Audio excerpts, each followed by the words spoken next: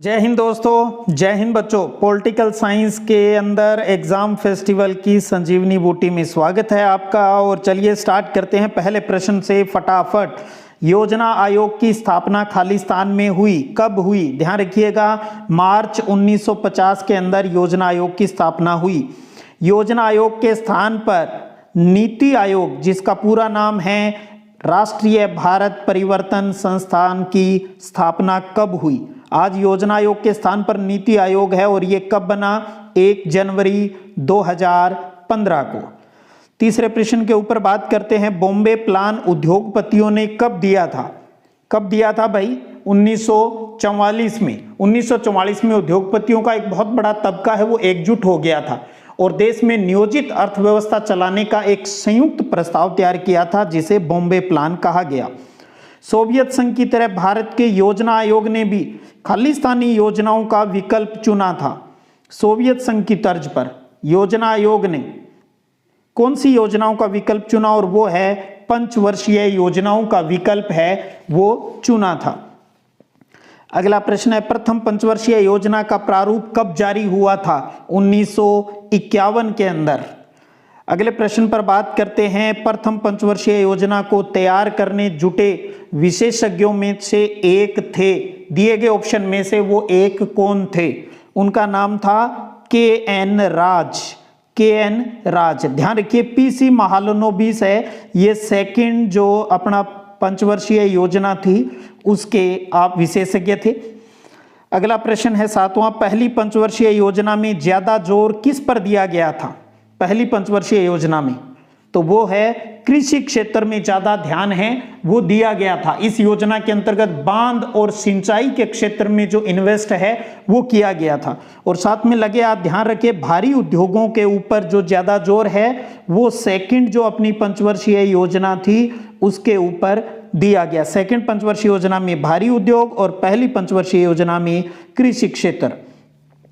अगला प्रश्न है, दूसरी पंचवर्षीय योजना टाइम पीरियड क्या है? 1956 से 1951।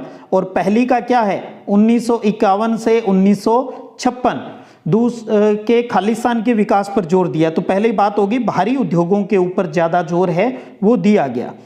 9वां प्रश्न देखिए, पहली पंचवर्षीय योजना का मूल मंत्र था, क्या था भी? पहली पंचवर्षीय योजना का मूल मंत्र था धीरज, धैर्य, धीरे धीरे है वो डेवलपमेंट करना है। यानी अगले 2 दशक तक भारत को अपनी चाल है वो धीमी रखनी है, क्योंकि तेज रफ्तार है वो विकास से अर्थव्यवस्था को नुकसान पहुंचेगा। तो इसलिए स्लो मोशन पे ध्यान दिया गया। लेकिन ध्यान रखिएगा, दूसरी जो योजना थी, दूसरी पंचवर्षीय योजना, उसमें तेज गति से संरचनात्मक बदलाव करने का मूल मंत्र है वो रखा गया था। तो ये सेकंड पंचवर्षीय योजना के लिए। आज आपने आज का जो इससे पहले जो वीडियो लगा था वो देख लिया होगा। आज आपके अपने जो सिद्धि विनायक चैनल है उसका हैप्पी बर्थडे है भाई। आज ही के दिन 30 मार्च 2020 को ये चैनल स्टार्ट हुआ था। और साथ में एक चीज़ और बता दूं, यहाँ जो बच्चा कंपटीशन की तैयारी करना चाहता है हमारे साथ, तो अपना एक चैनल और है एजू मोटिव पावर, जो कि 3-4 महीने उसके ऊपर हम क्लासेस लेते हैं, एजू मोटिव पावर। तो उसका लिंक भी नीचे डिस्क्रिप्शन में दिया है, तो आप बच्चे उसको ज्वाइन कर सकते हैं। वहाँ आपके लिए बीएसटीसी, पीटीटी और अन्य प्रतियोगी परीक्षाओं की तैयारी है वो भी टीम के द्वारा करवाई जाएगी। तो ऐसा प्रेम और स्नेह आप वहाँ भी बनाए रखें। अगला प्रश्न है 10वां, भारतीय लोकदल पार्टी किसने बनाई थी? भारतीय लोकदल पार्टी किसने बनाई थी भाई? चौधरी चरण सिंह ने। चौधरी चरण सिंह ने भारतीय लोकदल जो पार्टी है वो बनाई। ध्यान रखिए, चौधरी चरण सिंह ने भारतीय अर्थव्यवस्था के अंदर नियोजन, प्लानिंग में कृषि को केंद्र में रखने की बात है वो कही थी और बड़े ही दमदार ढंग से ये बात उठाई थी। और चौधरी साहब ने कांग्रेस पार्टी में थे और बाद में उससे अलग होकर उन्होंने भारतीय लोकदल नामक पार्टी है वो बनाई थी। 11वां प्रश्न है कि भारतीय अर्थव्यवस्था को खालिस्तान कहा जाता है, किस प्रकार की अर्थव्यवस्था है? तो वो है मिश्रित अर्थव्यवस्था। देखिए, आपको पता है पूंजीवाद कौन लेके आया? पूंजीवाद यूएस से लेकर आया। और समाजवाद कौन लेकर आया? वो लेके आया यूएसएसआर। तो अमेरिका लेकर आया पूंजीवाद और सोवियत संघ लेकर आया समाजवादी अर्थव्यवस्था। भारत ने इन दोनों का ही एक मिक्सर रूप तैयार किया जिसको कहा जाता है मिश्रित अर्थव्यवस्था। तो भारतीय अर्थव्यवस्था मिश्रित अर्थव्यवस्था है। 1970 में खालिस्तान के नाम से एक ग्रामीण विकास कार्यक्रम शुरू हुआ था। बहुत प्यारा प्रश्न। एक ग्रामीण विकास कार्यक्रम शुरू हुआ था और उसका नाम है ऑपरेशन फ्लड, जिसे हम श्वेत क्रांति भी कहते हैं। श्वेत क्रांति। इससे जुड़े हुए कई प्रश्न हैं, वो भी अपने पहले कर चुके हैं भी। मिल्कमैन ऑफ इंडिया कौन है? वर्गीज कुरियन को कहा जाता है। गुजरात की डेयरी याद आ रही होगी, अमूल का नाम आपके याद आ रहा होगा, ठीक है। और ये ऑपरेशन फ्लड या आप श्वेत क्रांति ग्रामीण विकास कार्यक्रम 1970 में ये आया था। अगला प्रश्न है 1967 के बाद की अवधि में खालिस्तान बैंकों का राष्ट्रीयकरण कर दिया गया था। इंदिरा गांधी का टाइम था और 14 बैंकों का राष्ट्रीयकरण कर दिया था, प्राइवेट से सरकारी कर दिया था उनको। अगला प्रश्न है जोनिंग का संबंध है भी, जोनिंग का संबंध किससे है? तो आपने देखा होगा भी ये औद्योगिकरण से है, शहरी सहकारी डेयरी से है, या फिर बिहार के अकाल से है, या कुछ और है। तो एक स्टोरी थी आपके, अगर अच्छे से अगर आपने उसको पढ़ा हुआ, नहीं पढ़ा हुआ तो ध्यान रख लेना सीधा ही। खाद्य संकट का एक जो टॉपिक था उसके अंदर इसका जिक्र आता है जोनिंग का भी। जोनिंग या जो कहते हैं इलाका बंदी की नीति थी ये, और इसका संबंध बिहार के अकाल से है। तो इस बात को क्लियर रखिएगा। अगला प्रश्न है भारत ने शुरुआती दौर में विकास की जो नीति अपनाई उसमें क्या शामिल नहीं था? क्या शामिल नहीं था भी? नियोजन था, आत्मनिर्भरता थी, सहकारी खेती थी, इनके ऊपर तो फोकस किया गया था। क्या नहीं थी? उदारीकरण। अगला प्रश्न है आजादी के समय भारत के सामने विकास का कौन सा मॉडल था? तो जब देश आजाद हुआ उस टाइम दोनों थे भी, पूंजीवाद और समाजवाद था, इसलिए उत्तर क्या हो जाएगा? उपयुक्त दोनों, यानी तीसरा हो जाएगा इसका ऑप्शन। अगला प्रश्न है इंडियन नेशनल आर्मी का गठन किसने किया था?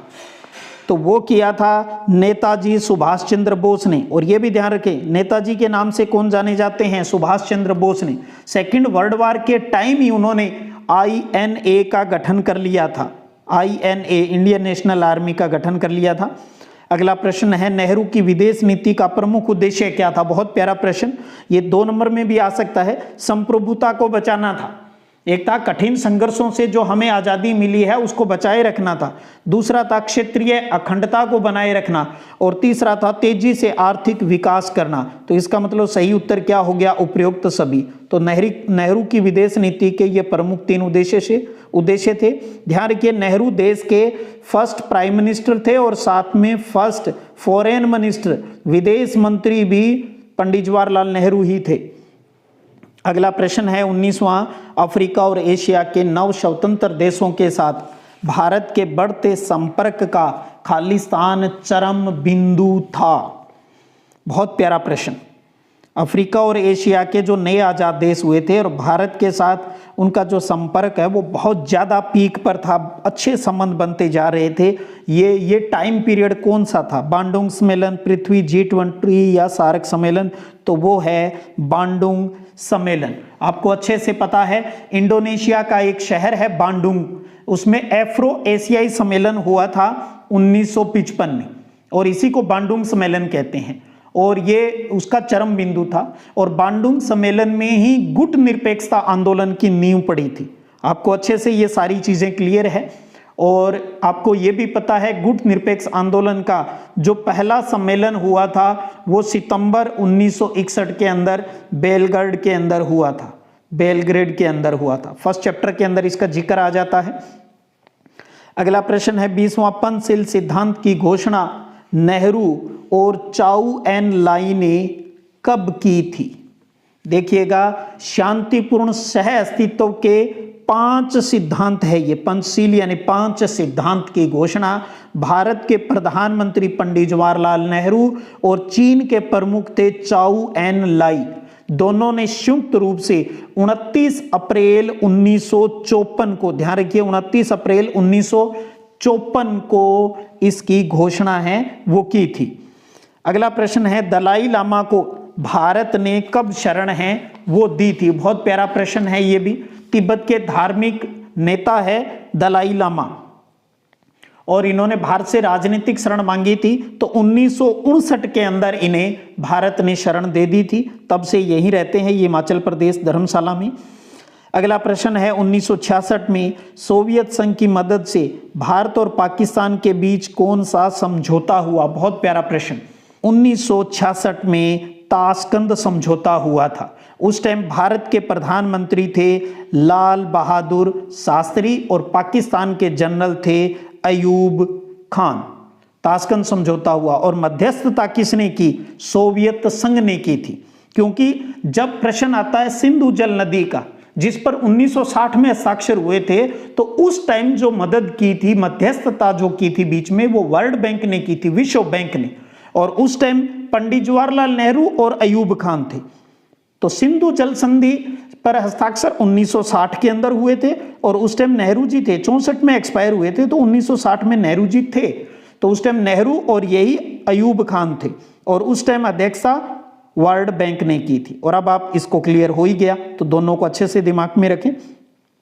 अगला प्रश्न, इंदिरा गांधी और जुल्फिकार अली भुट्टो के बीच शिमला समझौता है, वो कब हुआ था? कब हुआ था भी शिमला समझौता? 3 जुलाई 1972 को। 3 जुलाई 1972 को। और आपको पता है बांग्लादेश 1971 में एक नए देश के रूप में उदय हो गया था। अगला प्रश्न देखें, चौथी पंचवर्षीय योजना खालिस्तान में शुरू हो सकी थी? ध्यान रखिए, चौथी पंचवर्षीय योजना खालिस्तान में शुरू हो सकी 1969। पहली आपको पता है 1951 से 56, दूसरी 56 से है लेकर आपके 61 तक, और तीसरी रही 61 से 66, और चौथी स्टार्ट हो पाई 3 साल के गैप के बाद 1969 के अंदर। अच्छे से दिमाग में रखिएगा इसको। अगला प्रश्न है कि तीसरी पंचवर्षीय योजना के बाद खालिस्तान एक वर्षीय योजना पर अमल हुआ? तो वही अभी जो बात की, तीसरी पंचवर्षीय योजना के बाद 3 एक वर्षीय योजना आई थी। एक तो 1966 और 67 के अंदर, फिर 67 और 68 में जो अभी अभी बताया, और 68 और 69 के अंदर। तो अच्छे से इन प्रश्नों का आप अभ्यास है वो कर सकते हैं। और एक चीज और, आपका पहले भी प्रश्न आ गया था भी, भारत ने सोवियत संघ के साथ 1971 में शांति और मित्रता की एक 20 वर्षीय संधि के ऊपर हस्ताक्षर है, वो भी किए थे। और कारगिल संघर्ष कब हुआ, आपको ये भी दिमाग में है। कारगिल जो संघर्ष है वो हुआ था 1999 के अंदर, कारगिल युद्ध हुआ था जिसको हमने आसानी से जीत लिया था। और आपको ये भी पता है भी 1977 में पहली बार गैर कांग्रेसी सरकार बनी थी, और किसकी बनी थी? जनता पार्टी की बनी थी। तो देखिएगा, रिक्त स्थान, एबेसेड और वन लाइनर के जो प्रश्न हैं वो सारे मैंने यहां पर बता दिए हैं, जो भी इंपॉर्टेंट बन रहे हैं इन 3-4 चैप्टरों के अंदर। पहला परमाणु परीक्षण आपको अच्छे से याद है, पहले हो चुका है, और वो है मई 1974 के अंदर। दूसरा 1998 में, और ये भी बता चुका हूं भी चाइना ने अपना परीक्षण कब किया? अक्टूबर 1964 के अंदर। तो अच्छे से इन चीजों को अपने दिमाग में है वो सेट कर लीजिएगा। तो ये थे आपकी बूस्टर डोज की 5वीं डोज। अगले कल फिर बात करते हैं। और आपको पता है पॉलिटिकल साइंस में 1 लाइनर 2 नंबर के बड़े प्रश्न भी चल रहे हैं और साथ में ऑब्जेक्टिव भी चल रहे हैं। तो अच्छे से जो अभ्यास है वो करते रहें। और आप जब बोर्ड का पेपर देखेंगे तो आपको पता चलेगा भी यार इन दिनों जो भी चीजें रिवाइज के माध्यम से बताएगी वो वैसे की वैसे वहां पर आ गई। चलिएगा, फिर मिलते हैं, तब तक जय हिंद, जय भारत।